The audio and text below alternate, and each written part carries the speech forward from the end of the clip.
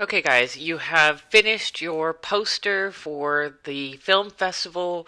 Usually, when there's an event, it starts with a poster design and then everything else just kind of falls out of that. Once you get feedback, as long as this was handed in on time, you can make changes and get full point. When there is an event like this, a film festival or a concert or anything, they start with the poster design to kind of get all the decisions made, but then they're also going to need a lot of digital files for promotion, probably more digital files than print. So you're going to need something for Ticketmaster, and you can see at the top of this they have moded ads. The clippers are paying for this space right here, and then all of these files, these can just be images or they can be graphics type logos, but every event needs to have this kind of digital support. So even on Facebook, when you see the events listed, there's this small graphic, and you can see they've loaded up everything into this one, and this one they've just put the image. It's not necessary to put a lot of information in these graphics like they did here because it's always listed, whether it's Ticketmaster or Facebook. This shows Eventbrite, and this is where we're doing the graphics for the film festival, and they need a graphic that can be used when they list the event, which is all of these. And you can see that some of them, they try to put the little information there and it doesn't work out very well. It doesn't read well. It's almost better, like this Anime Days, to just put the name of it and the image, because all this tiny information is also available right underneath the image. So that same file is going to be used as the main visual on the listing of the event. And this blurred out part to the left and the right is your image blurred where it's not going to show on the phone. So they want you to keep all the main content in the center and blur the sides. But you don't have to blur it this much. I think they've blurred it too much. Let's look at another one, Anarchy Tour, and you can see it's only blurred on the very far right and left. So that same file will be there for the listing and for the top on the event. So it's important to know the difference between these print files and the digital files. So I made this for you to spell it out real quickly. For a digital file, the resolution is going to be much lower because the screens can only support so many pixels per inch. So you can go as low as 72 ppi resolution for a digital file and be okay. When you export that file, you do not need trim, you don't need a live area or bleed because there's no machine coming and trimming it. It will show just as you export it. The color profile for digital is RGB, red, green, and blue. That's a digital color model. And the files for digital are going to be your JPEG, GIFs. GIFs are usually animated. PNGs usually has a transparent background. SVG is editable. Vector graphics. PDF can be for print or digital. Now when it comes to print, the ideal resolution is 300 ppi, and that's for anything that's going to be at a close range, like a magazine or a book, things that you're going to be holding in your hand, a trifold brochure. Once you get to posters and larger printing, you can go down on that little bit because you're not going to be as close, and so the pixels won't matter as much. But even still, you're talking about 200 ppi minimal. When you export a print file, you have to have trim marks so they know where to trim it, a live area that keeps the content away from the trim, and a bleed extra to go around where they're trimming. So that gets much more complicated.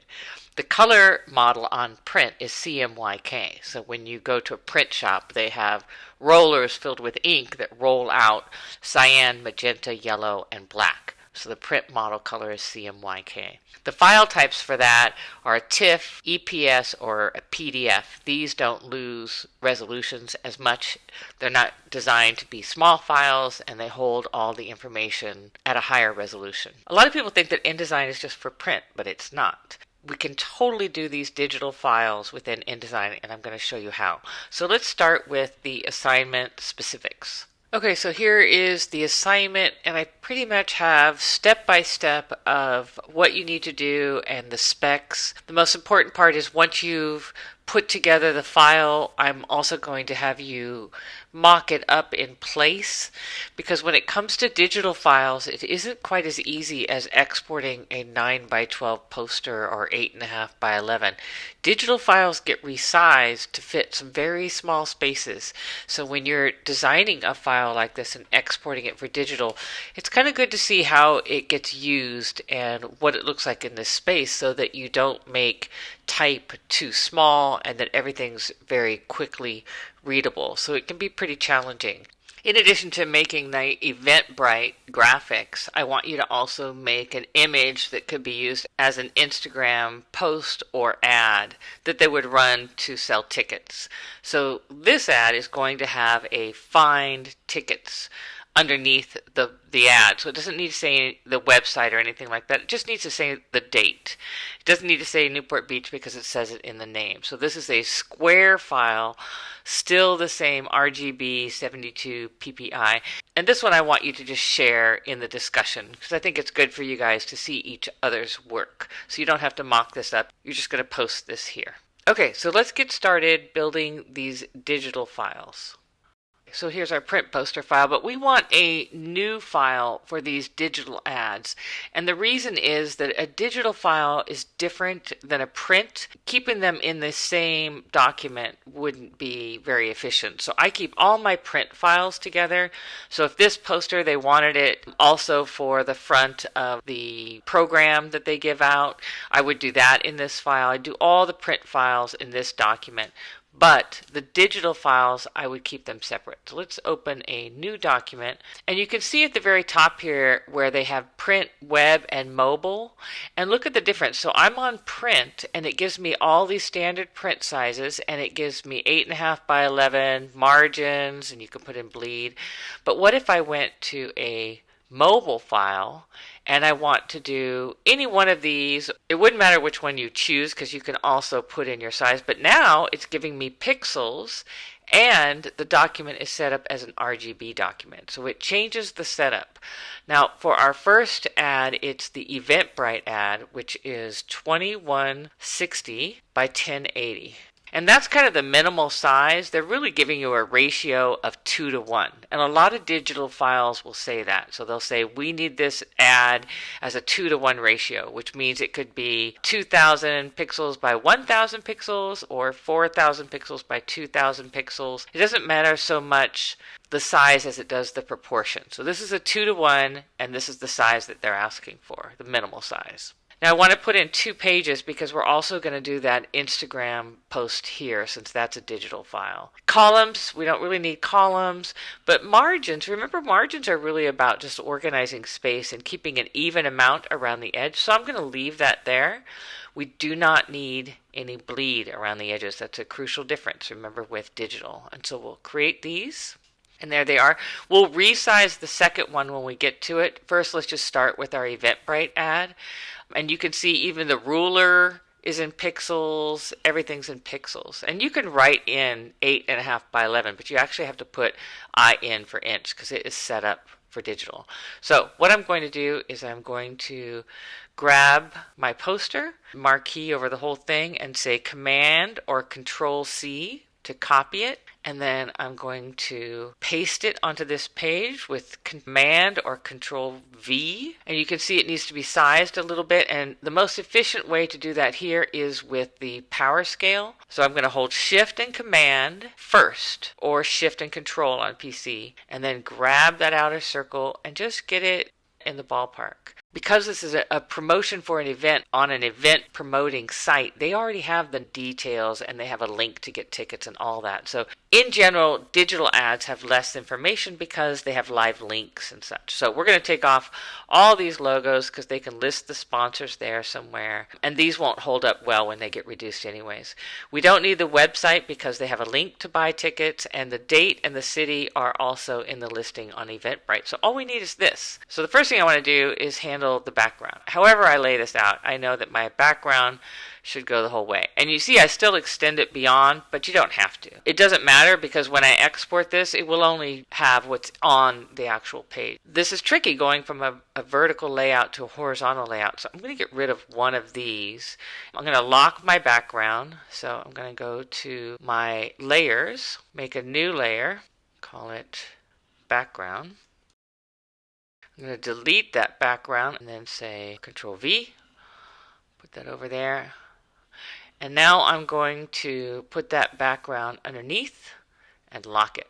So I don't have to deal with it anymore because I know that that's going to work out there. So now I have these elements, and let's just see how big we need to get them to fit this space. So again, I'm going to do the power scale, Shift Command, and then I scale it. I want that Newport Beach Film Fest to be obviously the most important thing.